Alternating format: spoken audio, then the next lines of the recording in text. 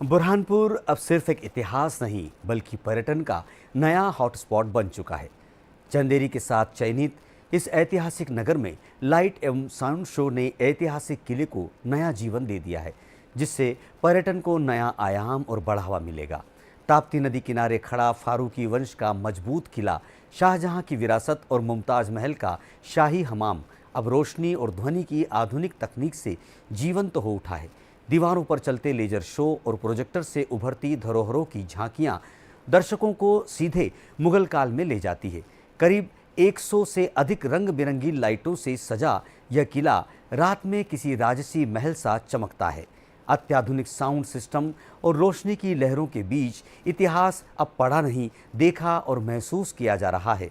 Show का मुख्य आकर्षण बेगम मुमताज के लिए बना केसर गुलाब वाला शाही हमाम है, जिसे देखकर दर्शक शाही ठाठ का एहसास करते हैं। मात्र 100 रुपये की टिकट में यह शाही अनुभव अब हर पर्यटक की पहुंच में है। आने वाले समय में सुविधाओं के साथ शुल्क में इजाफा होगा।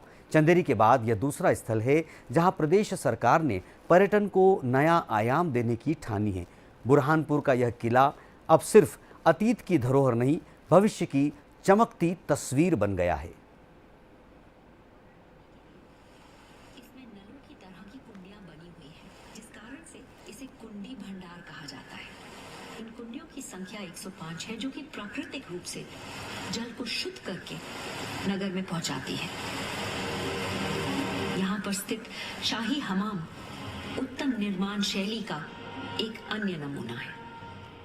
तौर पर जिस तरह से बुरहानपुर में जो म्यूज़िक के माध्यम से जिस तरह से जो चरित्र चित्रण दिखाया जा रहा है, मुगलों से लेकर के ताप्ती नदी का आज जो जिस तरह से जीवंत अवस्था में जो दिखाई दे रही ताप्ती नदी, उसका जो चरित्र चित्रण किया गया है, ये केवल प्रदेश में 2 ही जगह जो है मध्य प्रदेश सरकार की जो पहल है, केंद्र सरकार ने जो है मध्य प्रदेश सरकार को केवल 2 ही जगह ये सौगात दी है, एक ग्वालियर में और एक बुरहानपुर में, जिसके माध्यम से आज जो बुरहानपुर के लोग इसका लाभ ले रहे हैं, ये वाकई में बहुत बड़ी बात है।